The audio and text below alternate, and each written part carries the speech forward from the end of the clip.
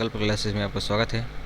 हम पढ़ने वाले छत्तीसगढ़ सहकारिता भर्ती परीक्षा 2023 से 23-24 से बैंकिंग रेगुलेशन एक्ट 1949 के बारे में। ठीक है, मेरा वीडियो का क्लास 27वां वीडियो है। ठीक है दोस्तों, और इसके अतिरिक्त एक और वीडियो आएगा। इसके बाद कुछ सामान्य क्वेश्चन आएंगे। उसके बाद जो है सहकारिता अधिनियम 1960 के जितने भी टॉपिक हैं वो कवर हो जाएगा। जितना MCQs बनता है उनका कवर हो जाएगा। ठीक है दोस्तों, तो चैनल पहली बार विजिट करें तो चैनल को सबसे पहले सब्सक्राइब करें और बेल आइकन को प्रेस करें।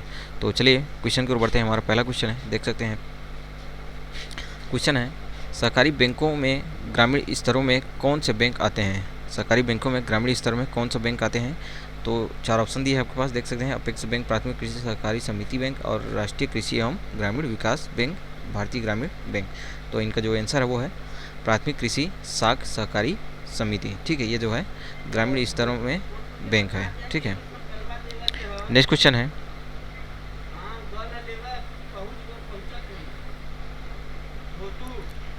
सरकारी बैंकों का शीर्ष बैंक कौन सा है? सरकारी बैंकों का शीर्ष बैंक कौन सा है? तो इनका जो सही आंसर वो है नाबार्ड। ठीक है, नाबार्ड जो है इनका शीर्ष बैंक है। नेक्स्ट क्वेश्चन है, नाबार्ड ने किस वर्ष एक सहकारिता विकास निधि का गठन किया जिसका उद्देश्य सहकारी ऋण संस्थाओं को अपने कामकाज में सुधार के लिए विभिन्न प्रकार के विकास कार्यों में सहायता देना है? तो ये कब हुआ था? ये 1984-85 में। ठीक है, 1984-85 में। नेक्स्ट क्वेश्चन है,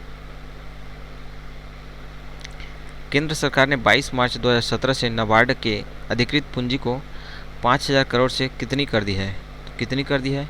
तो इनका जो सही आंसर वो है 30,000 करोड़। ठीक है, 30,000 करोड़ जो है अधिकृत पूंजी को कर दी गया है। नेक्स्ट क्वेश्चन है, सरकारी बैंक में शामिल किए जाते हैं, सहकारी बैंक में शामिल किए जाते हैं तो राज्य सहकारी बैंक, केंद्रीय सहकारी बैंक, प्राथमिक सहकारी बैंक, तो उपयुक्त सभी, ये तीनों जो है इनको शामिल किया जाता है। ठीक है दोस्तों, नेक्स्ट क्वेश्चन देखते हैं हम।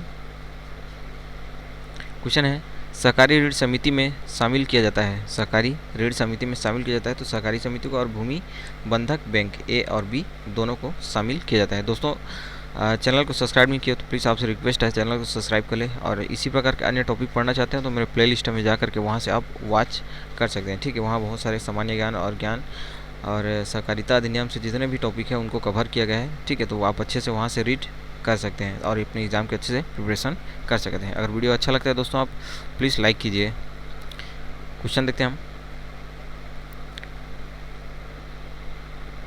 प्राथमिक कृषि ऋण सोसाइटी के संबंध में सही नहीं है।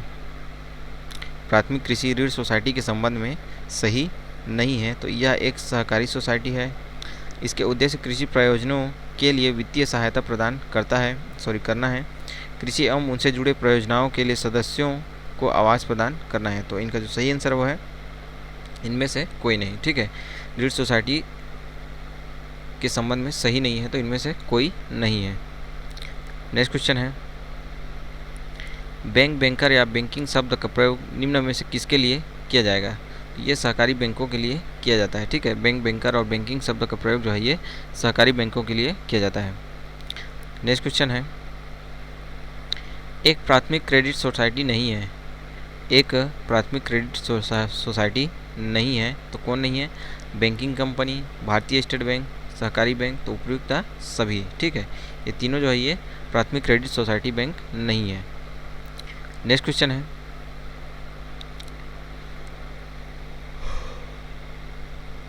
बैंकिंग रेगुलेशन अधिनियम 1949 की धारा 56 को तहत मूल्य का क्या अर्थ है? तहत मूल्य का क्या अर्थ है? तो इसका सही आंसर यह मूल्य जो सहकारी बैंकों की पुस्तकों में दिखाया जाता है, यह मूल्य जो सहकारी बैंकों की पुस्तकों में दिखाया जाता है। बैंकिंग रेगुलेशन 1949 की धारा 56 के तहत है ये दोस्तों। के तहत मूल्य का क्या अर्थ है? के तहत मूल्य का क्या अर्थ है? तो यह मूल्य जो सहकारी बैंकों की पुस्तकों में दिखाया जाता है। ठीक है, ऑप्शन बी इसका आंसर है।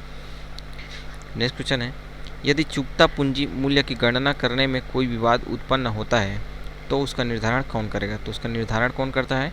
उसका निर्धारण जो है भारतीय रिजर्व बैंक करता है।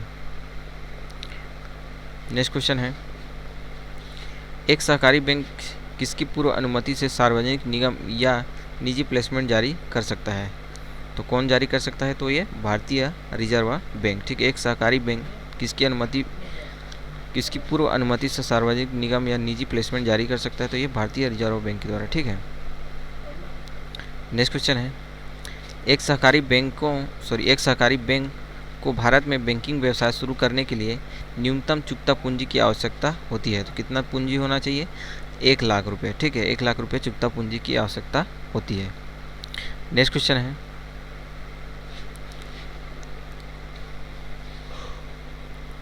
एक प्राथमिक क्रेडिट सोसाइटी की प्राथमिक सहकारी बैंक बनने के लिए बैंकिंग क्षेत्र में कितने वर्ष तक काम करना आवश्यक है?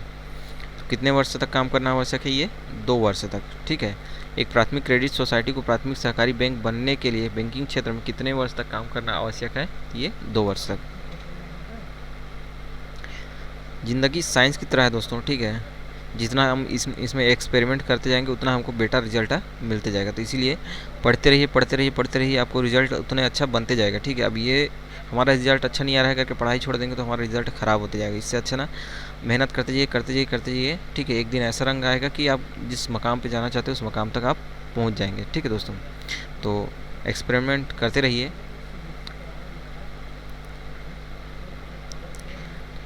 सहकारी बैंक प्रतिवर्ष कब तक अपने बट्टा और नाम खाते तैयार करते हैं? ये बट्टा है दोस्तों। ठीक है, ये बिट्टा हो गया है।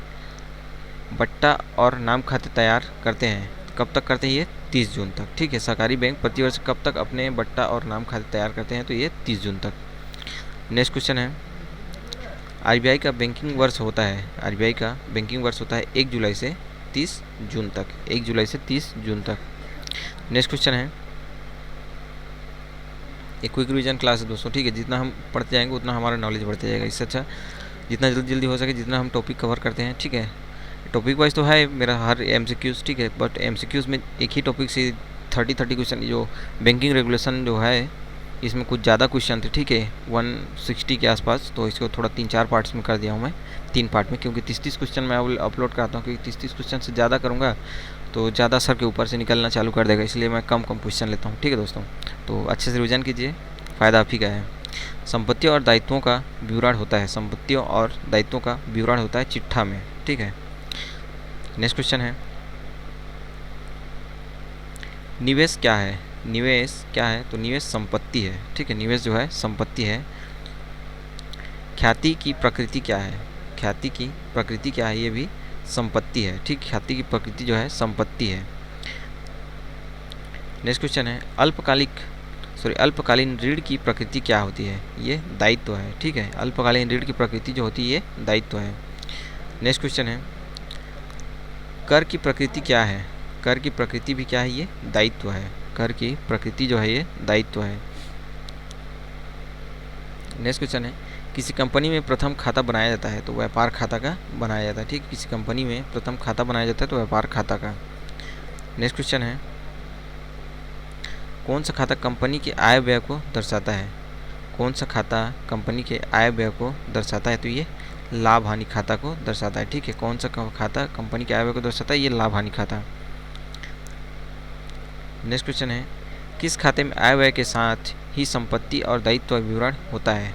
तो ये तलपट खाता जो है इसमें आय व्यय के साथ संपत्ति के दायित्व विवरण के बारे में भी पता चलता है। ठीक है,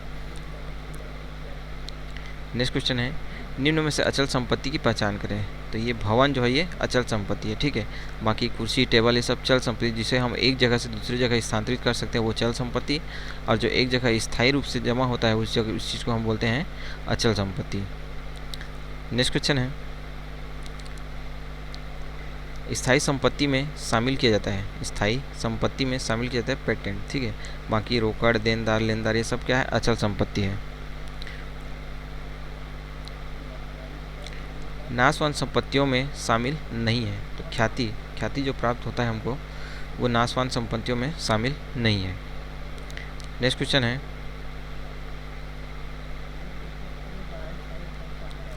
अस्थायी संपत्ति नहीं है। तो भवन जो है ये अस्थायी संपत्ति नहीं है, ये स्थायी संपत्ति है। चिट्ठा का क्या अर्थ होता है? चिट्ठा का क्या अर्थ होता है? चिट्ठा संपत्ति और दायित्वों का विवरण करने वाला, ठीक है। चिट्ठा का अर्थ होता है संपत्ति और दायित्वों का विवरण। नेक्स्ट क्वेश्चन है, भारतीय लघु उद्योग विकास बैंक की स्थापना कब हुई? भारतीय लघु उद्योग विकास बैंक की स्थापना कब हुई थी? ये 1990 में हुआ था। नेक्स्ट क्वेश्चन है, चालू दायित्व किसे कहा जाता है? चालू दायित्व किसे कहा जाता है? एक वर्ष के भुगतान किए जाने वाले दायित्व को चालू दायित्व कहा जाता है। नेक्स्ट क्वेश्चन है,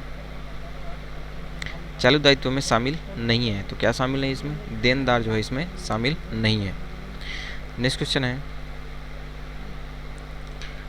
प्रत्यक्ष व्ययों को शामिल किया जाता है, प्रत्यक्ष व्ययों को शामिल किया जाता है, तो ये व्यापार खाते में शामिल किया जाता है।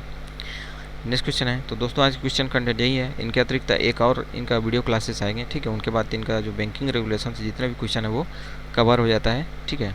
उसके बाद हम लोग देखेंगे थोड़ा सा सहकारी सोसाइटी अधिनियम के कुछ सामान्य क्वेश्चन। उसके बाद हम हिंदी टॉपिक को कवर करने वाले हैं, ठीक है दोस्तों, हिंदी और छत्तीसगढ़ी विशिष्ट अध्ययन को। तो चलिए आज के लिए धन्यवाद। थैंक यू दोस्तों, थैंक यू फॉर वॉचिंग।